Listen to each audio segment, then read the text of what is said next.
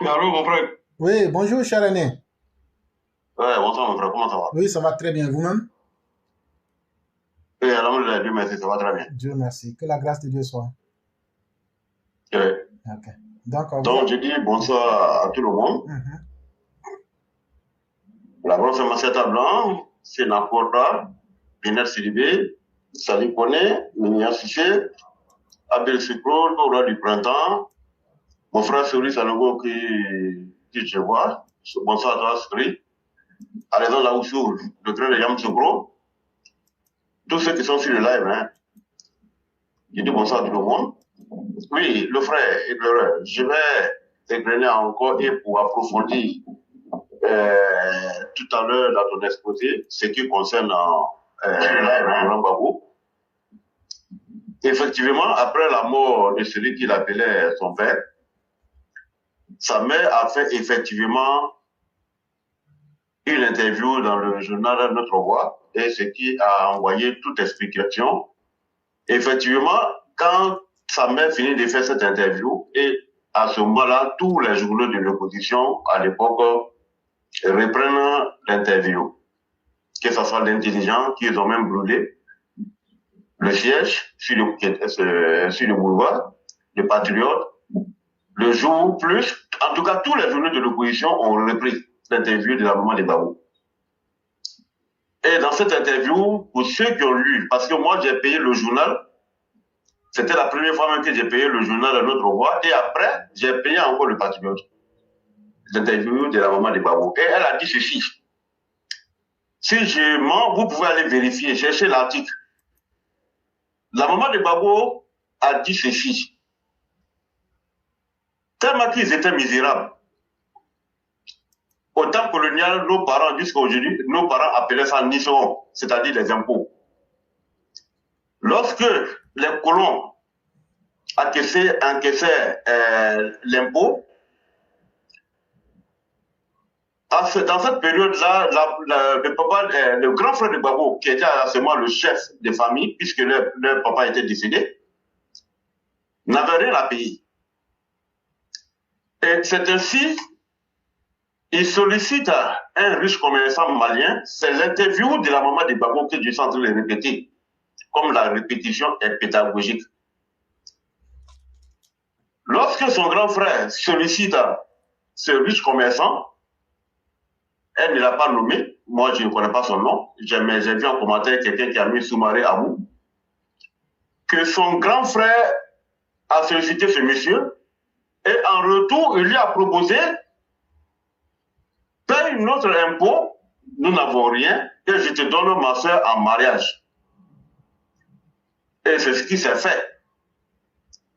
Le riche commerçant a payé les impôts et le grand frère de la maman de Gbagbo, Maman Gallo, a été donné en mariage à ce riche commerçant. Pendant ce temps, celui que Gbagbo appelle son père Koudoupol était encore en Indochine. Et lorsqu'ils ont fini la guerre et qu'ils rentrent, le grand frère de Gbagbo, de la maman de Gbagbo, lorsque son frère Koudoupol vient son ami Koudoupol vient lui rendre visite, il demande après sa petite sœur. C'est là qu'il lui explique les circonstances dans laquelle il a donné sa petite sœur en mariage à ce riche commerçant. Mais tout en lui proposant, il a payé notre impôt et il a payé la dot. Si tu me rembourses cette dot, je vais rembourser la dot à ce riche commerçant et je vais prendre ma petite soeur. D'ailleurs, même, je ne voulais pas voir que ma petite soeur marie un étranger. Voilà comment Koudoupol rembourse la dot et le grand frère de la maman de Gbagbo va chercher sa petite soeur pour venir lui donner en mariage à Koudoupol. Voilà où certaines personnes disent que pendant qu'elle quittait chez le Malien, pour venir chez le nouveau mari, peut-être qu'elle était en début de grossesse. Et vu maintenant l'écart entre le père de Gbagbo et lui, sa naissance, ça a encore envenimé les spéculations. Donc, bref, comme tu le disais, les gens disent d'une manière fantaisiste que c'est le fils d'Abou Silla, de Yacouba Silla, comme tu l'as précisé. Effectivement, il n'est pas le fils de Yacouba Silla. Mais comme nous le savons tous, nous qui avons vécu à l'intérieur, lorsque ces contractuels venaient du Mali, du Burkina, ils viennent toujours chez un tuteur, soit qui est influent ou qui a les moyens, qui les cherche des contrats, et cet argent qu'ils gagnent, c'est ce même tuteur-là qui garde cet argent, et lorsqu'ils finissent leur contrat, on leur remet l'argent, ils retournent encore dans leur pays d'origine, comme quoi, pendant la saison pluvieuse, ils pourront faire des champs. C'est pour vous dire, effectivement, le cas de Gbagbo Laurent, partant de cela, on peut le dire, sans se tromper. Selon l'interview de sa maman, voilà ce qui s'est passé en réalité. Et quand Gbagbo naît, il est le premier fils de Maman Gallo, mais là où est le bas blesse, ni toi éclaireur, ni moi, ne peut avoir un premier fils et ne pas avoir notre nom sur son extrait de naissance. Et c'est ce gars-là aujourd'hui qui veut se passer comme un Ivoirien puissant. Donc, partant de là, mon frère éclaireur, je reviens sur le cas de Soro Guillaume. Les analyses que tu viens de faire tout à l'heure, moi je vais ajouter un petit grain de sel. C'est pourquoi souvent quand on parle, et qu'il y a des personnes qui veulent nous traiter de menteurs, quand vous ne savez pas quelque chose, dites plutôt ouais que donc je vais aller chercher ou je vais aller vérifier la véracité de ce que tu dis. Le cas Soro Guillaume. Si vous voyez Soro Guillaume aller chercher des contacts, des soutiens à Dubaï, si vous vous rappelez, il y a quelques semaines, je vous avais parlé de Moustapha Chafi. Moustapha Chafi, c'est un Mauritanien. Le Touareg. Il est Mauritanien, ben, il doit avoir de... Bon, comme chez nous en Afrique, il doit être Touareg. Mais, il est Mauritanien. N'oubliez pas que Moustapha Chafi, pendant la rébellion, il y a certains même qui disaient que tous les cacaos qui étaient rassemblés dans la zone du Nord transitaient par le Burkina, partaient jusqu'à Lomé pour être vendus à l'extérieur. Moustapha Chafi était en constant, permanemment en relation avec ce Guillaume, puisque c'était l'homme d'affaires à ce moment-là qui prospérait dans ces zones-là. Vous voyez que Moustapha Chafi, après qu'il s'est retiré de toutes ces négociations, de prise d'otages dans le Sahel, il s'est retiré à Dubaï. Et je vous amène sur un journal en titre, lorsque Soro Guillaume, il s'agitait beaucoup. Or, il ne savait pas que le président Ouattara était sur toutes ses traces.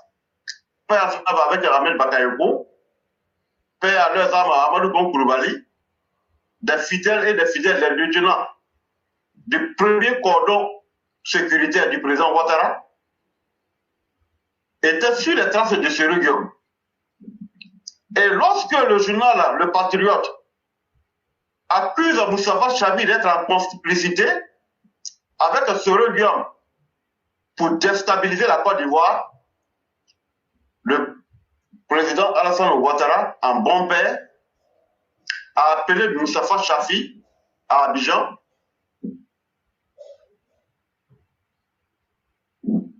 Qui a dû m'appeler. Mon frère ne quitte pas, hein? Oui, on est là, on est là. Allô? Oui, on est là, on vous écoute. Ok. Le père Alassane Ouattara, le président Ouattara, en bon père, puisque il y a Ahmed Bakayoko, père à son homme, étant le propriétaire du journal Le Patriote. Et comme la ligne éditoriale est toujours dirigée par les propriétaires des journaux, Moustapha Chafi, je crois, n'était pas du tout content de l'associer à de telles déstabilisations, puisqu'il ne se reprochait rien. Il vient à Abidjan, sur l'invitation du président Ouattara, on lave le linge sale en famille, Moustapha Chafi retourne. Et si vous voyez Moustapha Chafi aujourd'hui, il est retourné en Mauritanie. Il est aujourd'hui un opposant, si je ne m'abuse, mauritanien, et en tout cas, il fait ses activités politiques aujourd'hui en Mauritanie.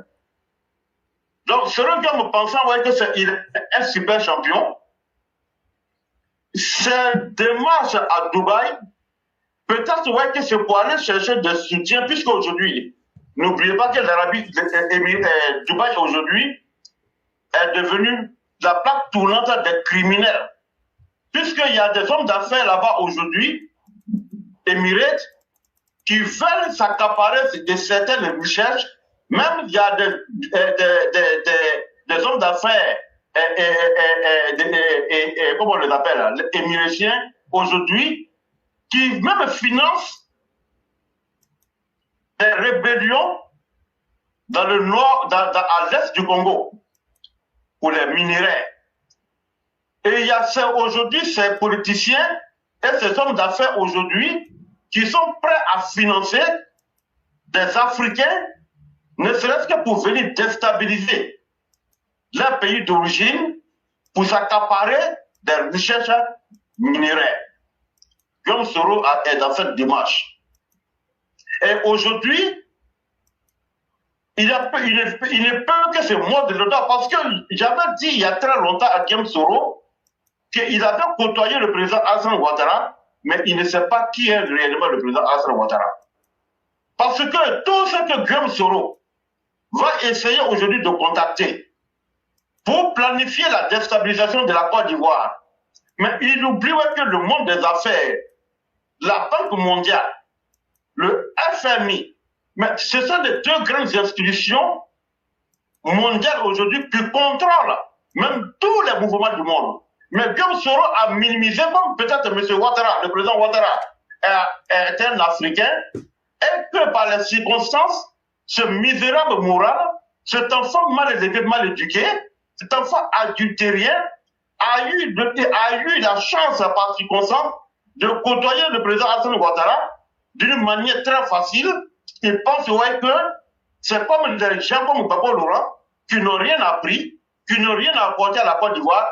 Guillaume Soro pense que le président Alassane Ouattara est un homme de ce genre. Mais même les collaborateurs du président Alassane Ouattara, actuellement, mais si tu vois ouais, que un de tes éléments se lève pour te tenir tête pendant que tu es le leader, pendant que tu es le chef de parti, c'est que cette personne-là se dit ouais, que non, que tu n'as pas non seulement la capacité, et tu n'as pas la vision de diriger ton mouvement. Voilà pourquoi souvent, il y a des personnes qui s'élèvent de nulle part, après avoir collaboré avec vous pendant quelques années, tout à l'heure, ils deviennent vos challengers, comme ce que Afrique Descend vient de faire à Babo Laurent.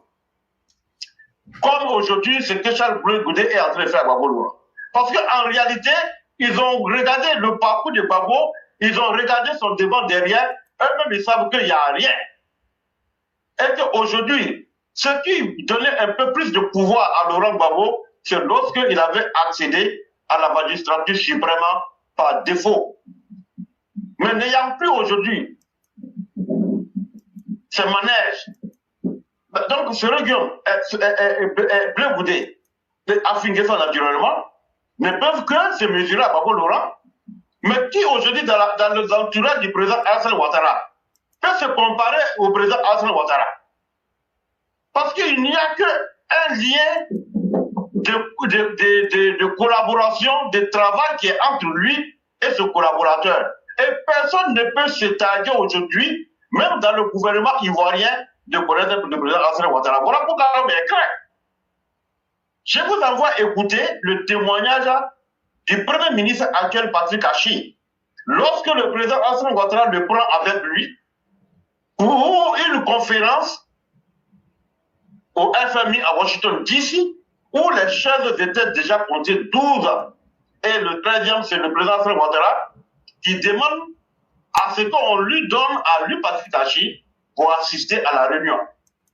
Bon, quand on a côtoyé un homme comme ça, quand on a vu les personnalités de ce monde qui appellent pour demander son avis, soit son soutien et à la pour les candidats à des postes clés, les décideurs du monde. Et ça, ce vagabond-là, ce vagabond-là de Sereguem veut humilier. Même si le président Ouattara ne dit rien, mais nous, là, je te dis, toi, on ne va pas te mettre en prison. C'est la même chose comme Gbagbo Kone, comme vous le dites. Ceux-là, si on les attrape là, ce n'est pas la prison. Et y compris toutes les familles. Mais on va les déchiqueter. A été dans nos bords. Nakaï Bozo a été dans cet en nos bords. Donc les mettre en prison, c'est une perte de temps. Voilà pourquoi je dis à ceux qui sont en train de policer l'image de Charles Bleu Goudé, quand ça va commencer, mais on ne va pas vous épargner vous-même. Parce que qui encourage le diable, mais on va les aider à aller à l'enfer.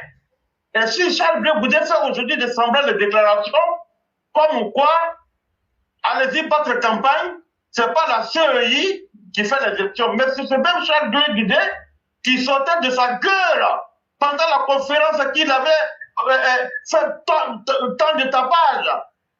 Mais il a dit là-bas ouais, que cette CEI, elle sera une source de conflit.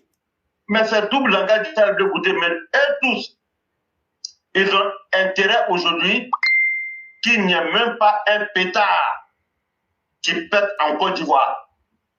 Sinon, il y aura un nettoyage tranquille, silencieux. Et on n'en parlera plus. Moi, je dis à tous nos militants, tous les sympathisants, avec Kanangina Irago, préparez-vous comme si vous étiez, comme vous étiez en train de partir à la chasse, en train d'aller combattre un tigre, la panthère, ou bien un lion dans la forêt. En 2023, là, s'il doit avoir mort, c'est que ça sera eux. S'il doit avoir des familles détruites, c'est que ça sera eux. S'il doit avoir des personnes qui vont disparaître systématiquement de la scène politique, ça doit être eux. Bon, c'est quand ici, on va venir vous tuer tranquillement et après, on va venir faire des arrangements politiques. Je vous amène à écouter, à aller réécouter l'interview sur la NCI 360. Le jour où il y avait Touré Mamadou, le jour où il y avait Kone Katina. Mais voilà des personnes, Mamadou Touré était très surpris que ce que le PPSI, pour ne pas dire le FPI, avait signé hier avec eux, Kone Katina est venu renier tout cela sur un plateau télé, jusqu'au point que Mamadou Touré était tellement surpris qu'il a lâché ce mot. Mais comme c'est vous aujourd'hui qui demandez la justice, mais on en tiendra compte. Donc ces personnes-là, il ne faut jamais les faire confiance. Ces personnes-là, il ne faut jamais dire que vous avez affaire à des êtres humains. Leur pouvoir et tout ce qu'ils savent, c'est de tuer, prendre le sang humain pour aller adorer leurs fétiches. Ils sont la nuit avec le Satan et en pleine journée, ils se font passer pour des hommes de Dieu. Et regardez Simone Gbagbo. Lorsqu'elle dit, dans un passage de la Bible, elle voulait prier pour son mari et qu'il y a une voix qui vient lui dire qu'il faut prier pour le président Alassane Ouattara. Mais c'est cette même Simone Gbagbo, pendant la désobéissance civile, qui a fait des déclarations tapageuses. C'est cette même Simone Gbagbo aujourd'hui qui va s'arrêter à Bouaké pour dire qu'elle demande pardon. Évidemment pour Afin Guessan, je dis qu'il va signer un partenariat avec le RAGP. Idem avec Charles Bleu Goudé, qui se fait passer aujourd'hui comme quelqu'un qui veut la paix. Et les frères, ce n'est pas le président Ouattara qui nous dira ce qu'on doit faire. Donnez-moi une seule déclaration du président Alassane Ouattara depuis l'opposition jusqu'à ce qu'il accède à la magistrature suprême. Donnez-moi une seule déclaration ou bien un seul discours du président Alassane Ouattara où il appelle ses militants à descendre dans la rue. Il ne le dira jamais. Parce que d'abord, l'homme pense à son image, à ses fonctions à travers le monde qu'il a occupé.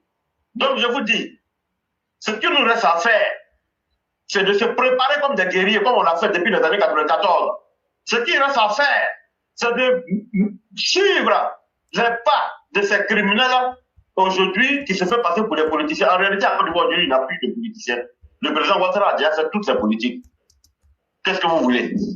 Qu'ils viennent vous dire ouvertement, prenez les armes, ou bien prenez ceci pour vous défendre? Non. Si ça, mon frère, je m'arrête aujourd'hui. Allez, bonne soirée à tout. Merci infiniment, cher aîné. Merci surtout pour les additifs que vous avez apportés.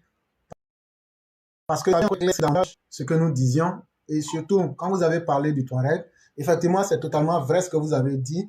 Il n'est pas Touareg en tant que Tamashek du Mali. Il est Touareg simplement, mais du côté Mauritanie.